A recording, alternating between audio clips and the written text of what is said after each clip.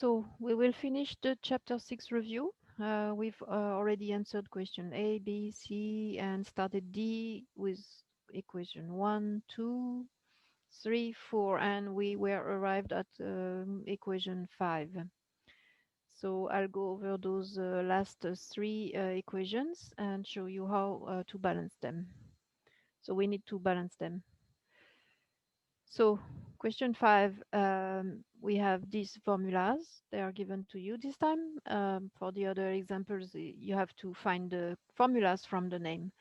But here you have the formulas. So when you need to balance an equation, and balancing means you want the same number of each type of atom on both sides of the arrow. So you start by counting the number of each type of element on both sides of the arrow. So on the left side, we have 5 calcium here, 5 calcium. So right under the equation, 5 calcium. Then you go on the other side of the arrow, on the right side, and there is 1 calcium in this first formula and another calcium in the second formula. So that's 2 calcium in total in the right side. Next comes fluorine here. We have 1 fluorine in this formula. And in the right side, we have 1 fluorine in the HF. So 1 fluorine also on the right. After that, we have, so when you have polyatomic ions, and here you hopefully you recognize the phosphate, PO4 negative 3 is the phosphate ion. And here we have, so we recognize it because there is a parenthesis around it, and it says there is 3 of the phosphate. Here the 3 applies to what's in the parenthesis. And so we have 3 phosphate. And when you are balancing polyatomic ions, you don't want to break them into their individual elements. You want to keep them as one unit, because you can see that the phosphate here, we see it again there, even though it's actually the dihydrogen phosphate, really. But what we will do, we will check just the phosphate part of it, and look at that and count the number of phosphate we have on both sides. So here we see that the phosphate part of the dihydrogen phosphate, there is 2 of them, because the parentheses and the 2 here apply to what's in the parentheses. So we can say we have 2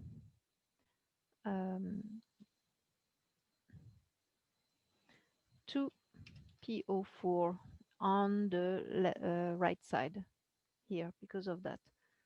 Okay, so keep the polyatomic ions as one unit. If you see that they are the same from the left to the right, if you retrieve them from one side to the other, then you will be much better off by keeping them as one unit.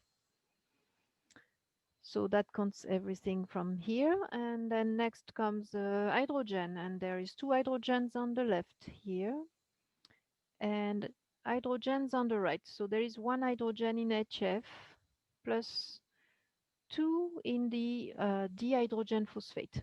But what's tricky about this one, there is 2 here per formula, but you have 2 of the formula of the H2PO4. So you do 2 times 2, because 2 formulas and there is 2 hydrogens per formula. So that means it's 2 times 2, 4, plus the 1 hydrogen from the HF. That's 5 hydrogens on the right. And that's a very tricky example here,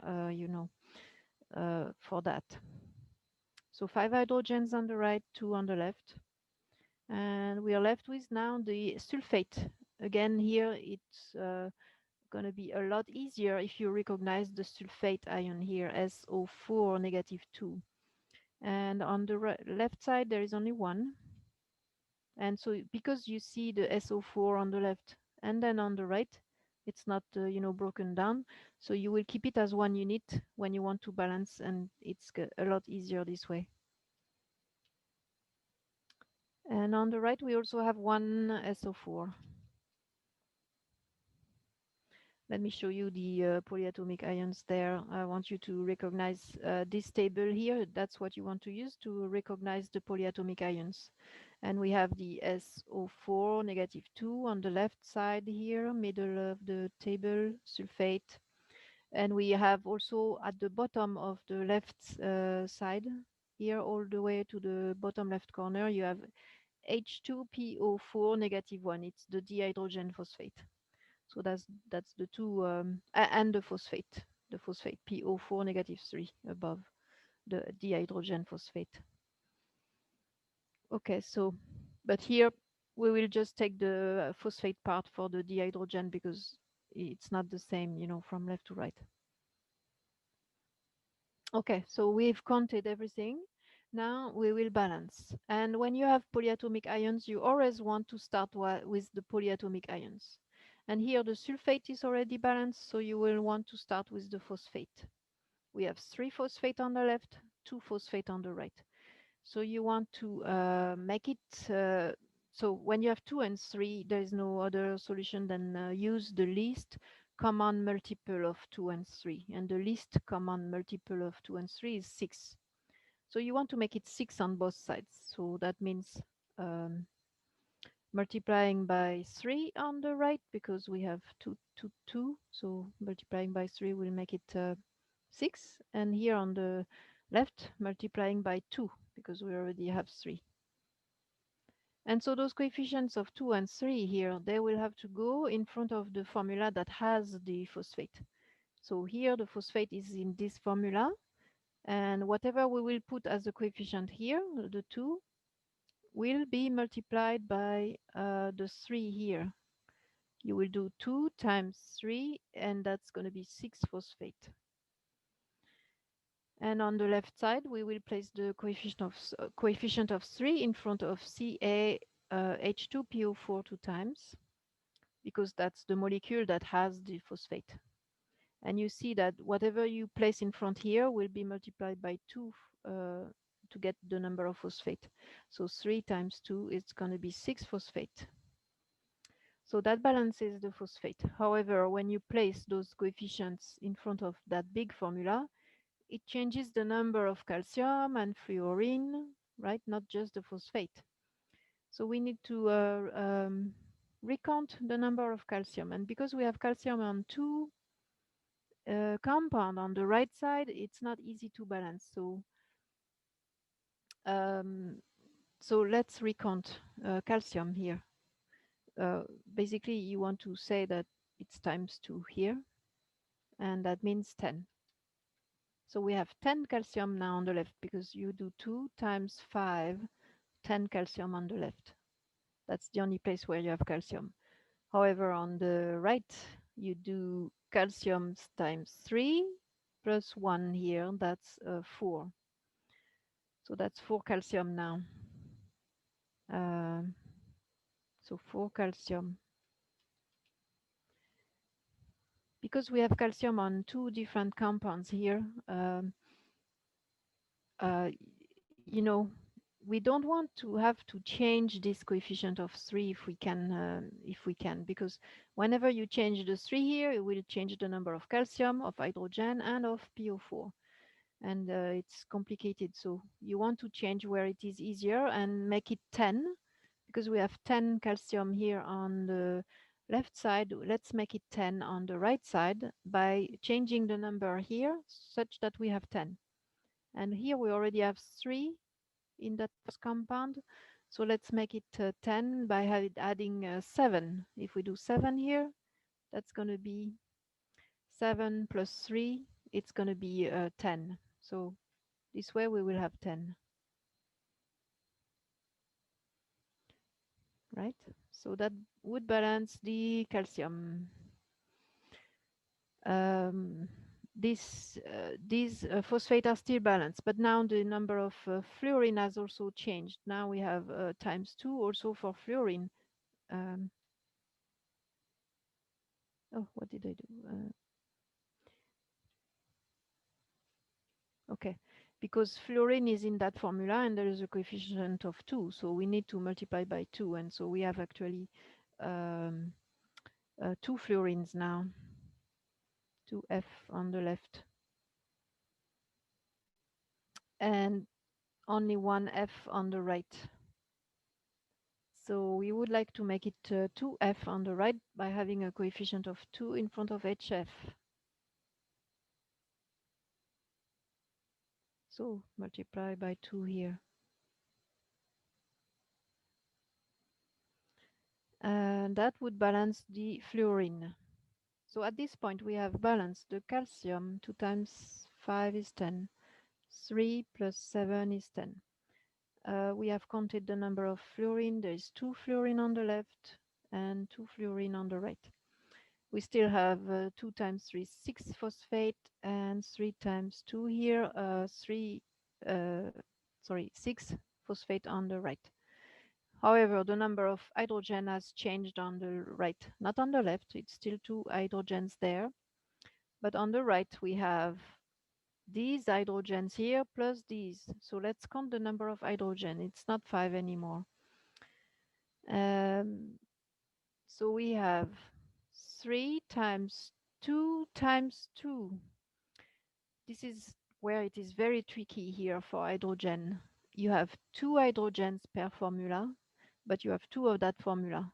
So 2 times 2, 4 hydrogens in this whole formula times 3. So that's 12 hydrogens just in that formula. So 12 hydrogens from here,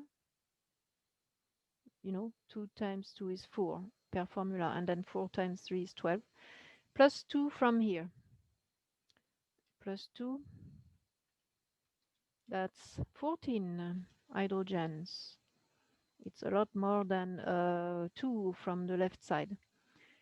So let's balance the hydrogens. And we want to make it 14, right? And whatever we will place here in front of the H2SO4 will be multiplied by 2 because of the subscript of 2 for hydrogen. We have 14, so let's make it 7 so that, you do 7 times 2, it's going to be 14. So times 7 in this case. That's going to be 14 H's on the left. So that balances the hydrogens. Now let's look at the sulfate. Here we have 7 sulfate. This has been multiplied by 7. So 7 sulfate. Oh, 7 sulfate. And then on the right, we have sulfate in this formula, and there is 7 of them also. So times 7. And that's 7SO4 on the right. So it looks like the sulfate have been balanced, by balancing the hydrogens, we've balanced the sulfate automatically. So let's make sure. We have 2 times 5, 10 calcium on the left. 3 calcium here plus 7 calcium there, that's 10 calcium on the right. Fluorine, we have 2 fluorine here and 2 fluorine on the right in the HF. The phosphate, we have 3 times 2, that's 6. 6 phosphate on the left. And then the phosphate are here in this formula, and it's 2 times 3. That's 6 phosphate on the right. So that's balanced. Then hydrogens, we have hydrogens only here. 7 times 2, 14 hydrogens on the left. And here we said 2 times 2, it's 4, times 3, it's 12. Plus 2 hydrogens in the HF, that's plus 2, that's 14. So that's balanced. And then 7 sulfate here, 7 sulfate there. So this is balanced. So that was a tricky example, I have to admit. That's not an easy one. Okay, we have this example 6 now. And I want to warn you that in the lecture videos and in sapling, a lot of the exercises are giving you the are not giving you the formula actually, and are giving you the names. And you need to find the formulas from the names. So that means you need your knowledge of chapters 5 to retrieve formulas. But this example here, it's actually common formulas, so hopefully you know them. Um, so, and it gives you the formula for liquid pentane. During the complete combustion of C7H14, liquid pentane, that's liquid pentane, reacts with oxygen gas to produce carbon dioxide gas and steam. Okay, that's a typical combustion reaction. So it starts with C7H14. It says it's a liquid. So, in sapling, sometimes they will not expect the um, phase like that, the states of matter, but sometimes they will. The physical state will be asked for. So get into the habit of, putting the physical state. It reacts with oxygen gas. So the other reactant will be oxygen gas. And oxygen is found in the air as O2. And this is something really you need to learn to remember. It's a diatomic molecule, it's one of those 7 diatomic molecule, H2, N2, O2, F2, Cl2, Br2, and I2 are the 7 diatomic molecules that you find as diatomic molecules in their elemental state. Oops, I wanted to insert an arrow. So that's the two reactants. Produces carbon dioxide gas and steam. Carbon dioxide, from the name you can retrieve the formula there. It's a molecular compound made of two nonmetals, carbon and oxygen. You have one carbon because here you would not have the mono in front, and it's just carbon, which means it's only one carbon. And then the di in front of oxide tells you you have two oxygen atoms per formula. And it says it's a gas because carbon dioxide is a gas at room temperature, right? It's the gas you are breathing out, plus steam. And steam is water as a vapor. So if you encounter that, know that steam means water. Let me make this bigger.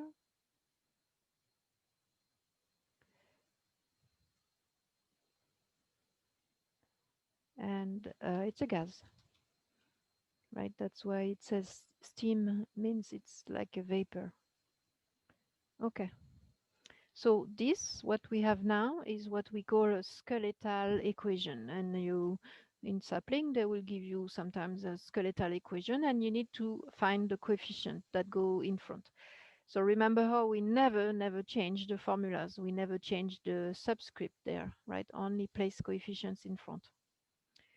So the first step is to count the number of each kind of atom on both sides of the equation. So we have 7 carbon on the left, only one carbon on the right in the CO2. We have 14 hydrogens on the left in the pentane. And on the right, we have 2 hydrogens in the molecule of water. And then oxygen, we have 2 oxygens on the left in the molecule of oxygen, O2. And then, okay, on the right, be careful, there is 2 places where you have oxygen, 2 oxygen in carbon dioxide, plus 1 in the water molecule. So that's 3 oxygens on the right. So that's it. There's only 3 kinds of atom there. So we see that none of them are balanced. And you want to balance them in the order that I have given them here. Carbon first, hydrogen second, oxygen last. Oxygen last because it happens that here we have oxygen by itself um, in this molecule of O2. So that's going to be the easiest to balance last because you can make it any number you need there.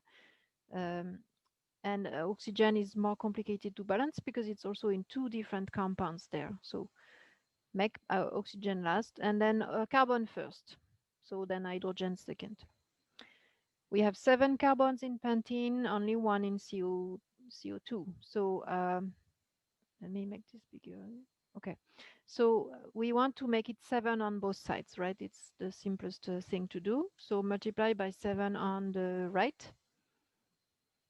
And that 7 will need to go in front of the molecule that has the carbon, and that's CO2. So place a 7 in front of CO2 to make it 7 carbon. So that balances the carbon. Now, let's go over the hydrogens. We have 14 hydrogens on the left, 2 hydrogens on the right. So let's make it 14 and multiply by 7 again here. And the 7 will go in front of the molecule of water because that's the molecule that has the hydrogen. And because of the subscript of 2 in the molecule of water, you will do 2 times 7.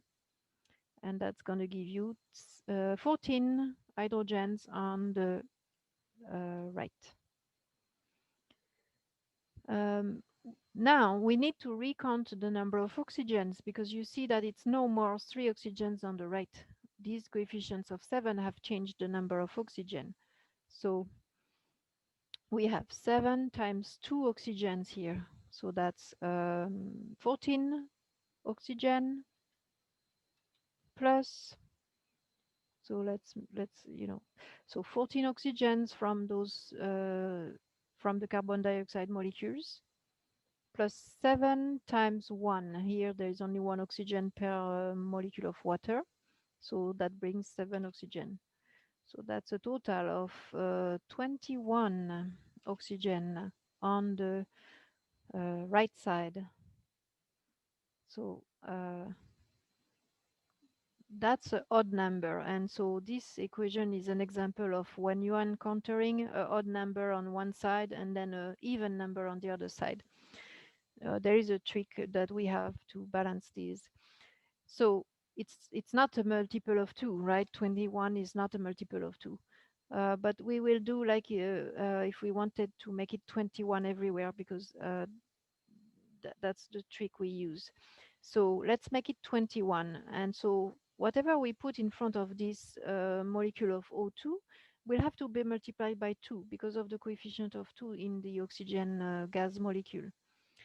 So if we want 21 oxygen on the left, then we will have to place 21 over, let me write it like this, 21 over 2, or maybe I should write, let's see,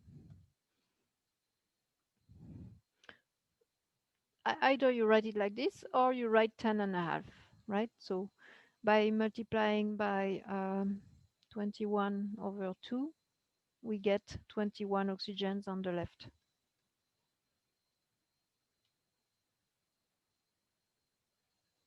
Okay, so we do that because, this molecule only contains oxygen, so it's easy to balance the oxygen by putting whatever you want there.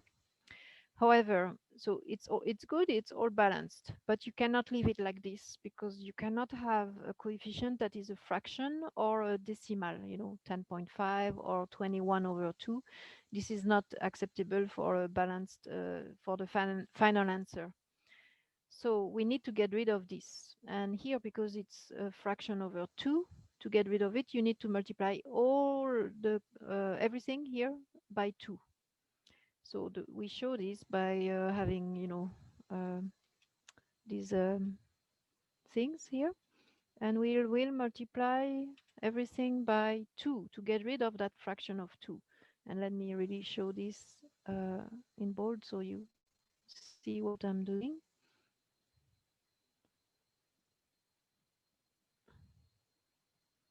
Okay. So we'll multiply everything by 2. Let me change the color so we follow better. Okay, so we will have to rewrite everything. So I will copy because it's gonna be too long otherwise. So I'll copy here and rewrite everything by multiplying by 2. So then I will have a coefficient of 2 in front of the first molecule here of pentane. 21 over 2 multiplied by 2 will become a 21. 7 multiplied by 2 will become a 14. And 7 multiplied by 2 will become a 14 again. And that's how you get rid of that fraction. So let's verify we have the same number on both sides. So on the left we have uh,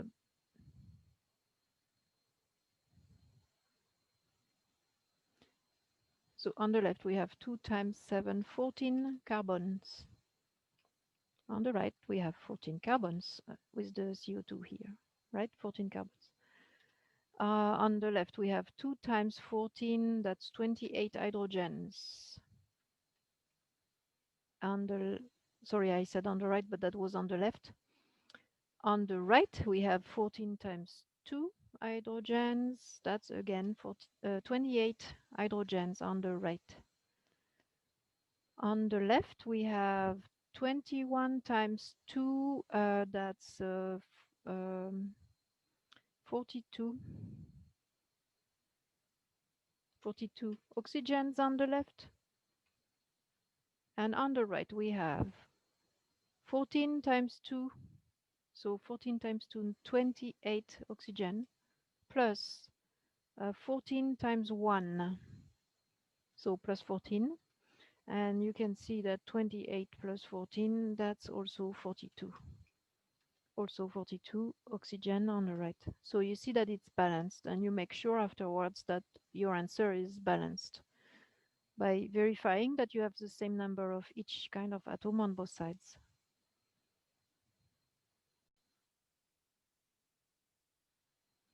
So let's do the last equation. A silver nitrate solution reacts with a potassium chromate solution to form the silver chromate solid and a potassium nitrate solution. So what you will learn, actually you learn that more in chapter 7, but solution here means it's an aqueous solution. It's implied that it's aqueous. Aqueous means it's made of water. The water is the solvent. And then you have that silver nitrate dissolved in it, right? It's soluble when it says it's a solution. So let's, oh yeah, we will be all done the way down here. Or let me move this so that we are together here. So we need to find that formula, silver nitrate. Let's find nitrate.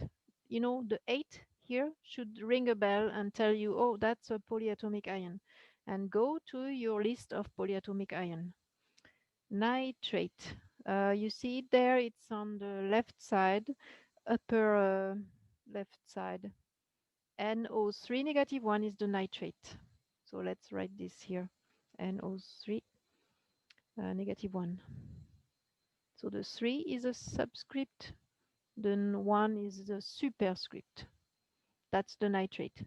Silver is Ag. I want to emphasize silver here. Silver is Ag here. It's transition metals, but hopefully you remember that it's an exception. It's not a variable charge metal. It's always +1. Okay, so silver is always +1 when it's an ion. It's an exception from the transition metals. So we have these two ions, and we always write the cation first, then the anion second, right? Because in the formula that should be in that order. So let's write the formula. We see that we have one positive charge with the silver, one negative charge with the nitrate. So one of each ion will actually make this a neutral formula.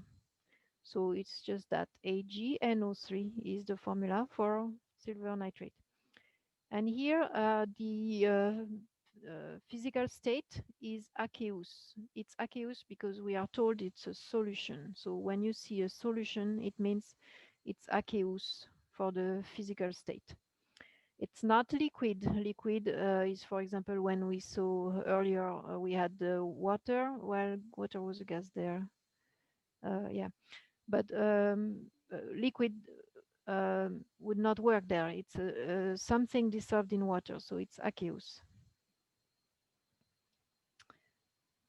Plus, oops, plus potassium chromate solution. So again, an aqueous solution, and it's potassium chromate.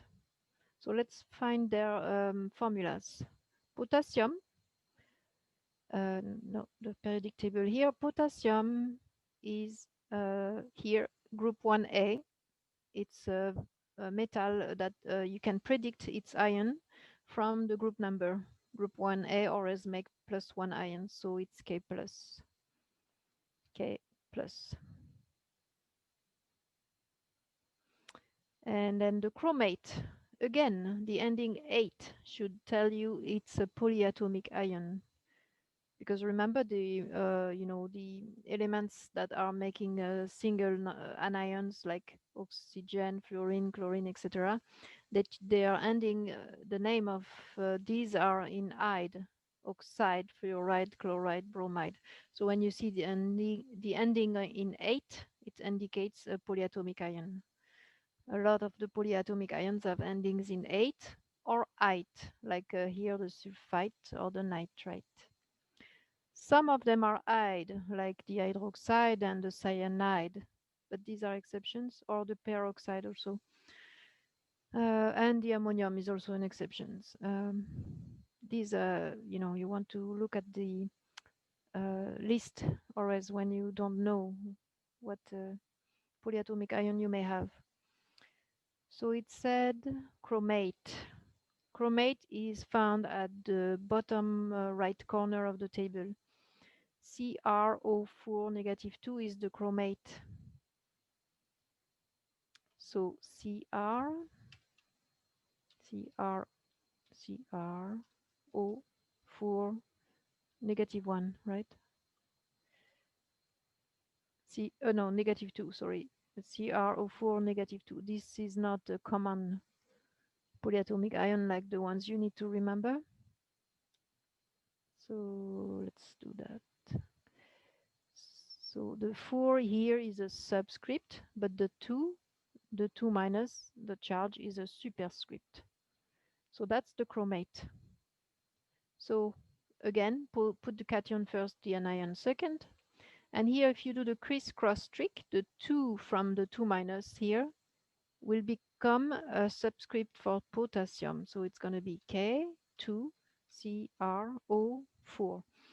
And because here potassium is only one charge, so you need only one chromate per 2 potassium.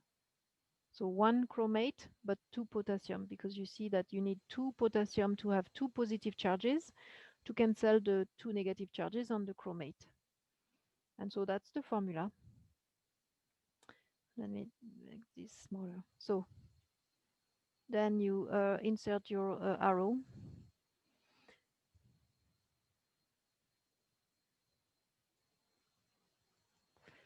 And it says, form the silver chromate solid. Silver chromate solid. So again, we will need the ions. So silver is Ag plus, and chromate is this CrO4 negative 2. So let's find the formula. Again, you can do the crisscross trick and you see that you will need, 2 silver per chromate, because the chromate has 2 negative charges, and so you need 2 positive charges from 2 silver Ag plus to cancel the charges. And this is a solid. It says solid, right? It says chromate solid.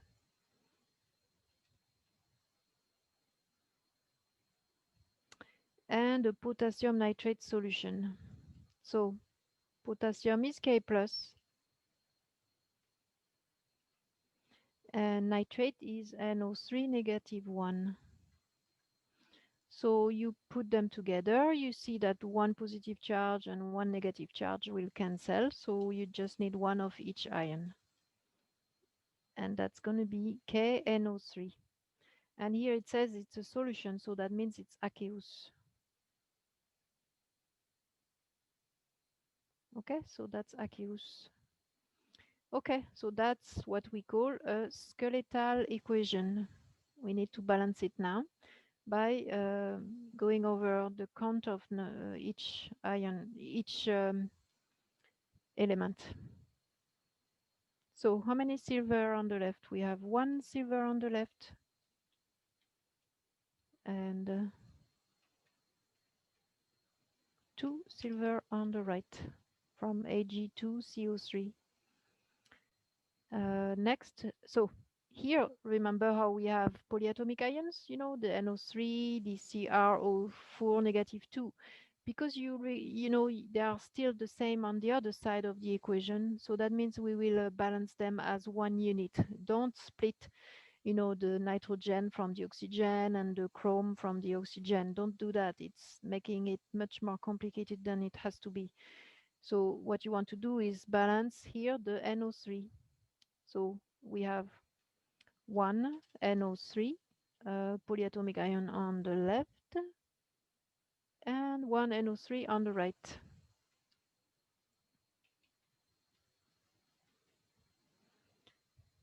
And potassium, two potassium on the left and one potassium on the right, here in the KNO3 and here in the K2CrO4.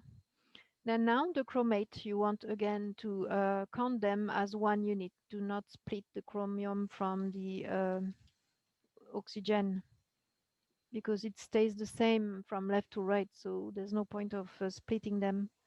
And we have one chromate on the left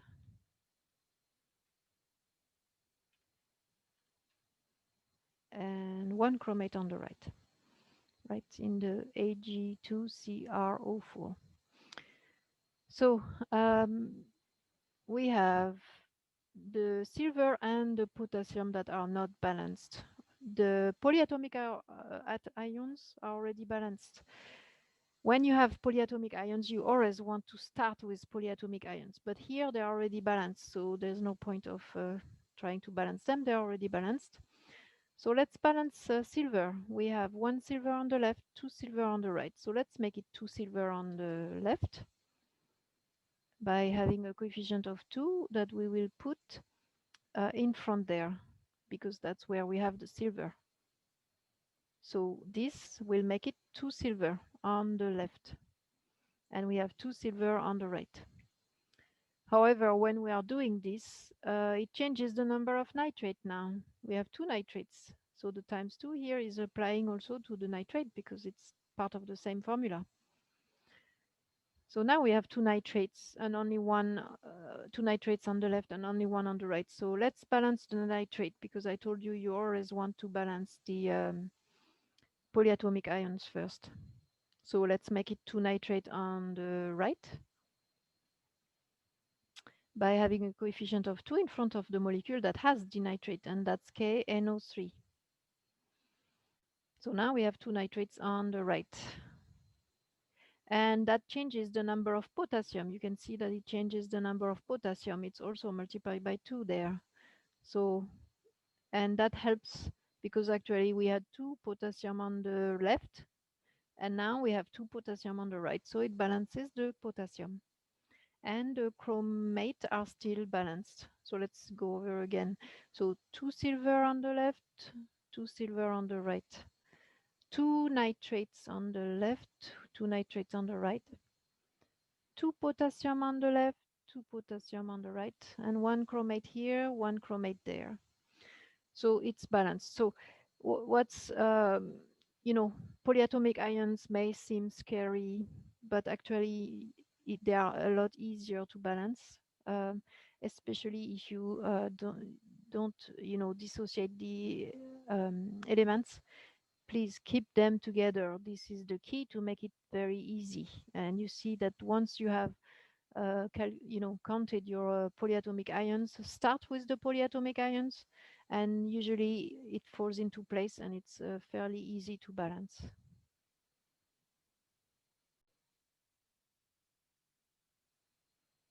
So I had these questions about the physical states, how we will know.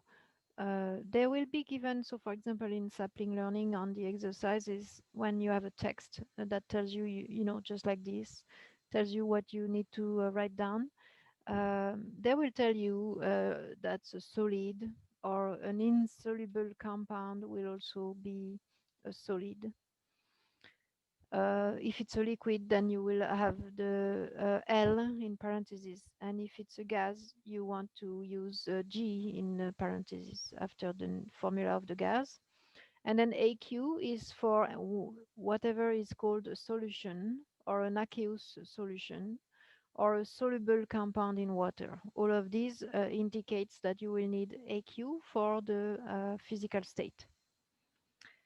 I want to add that the homework 6 expects you to know how to name acids. There is very few acids that you need to write down there.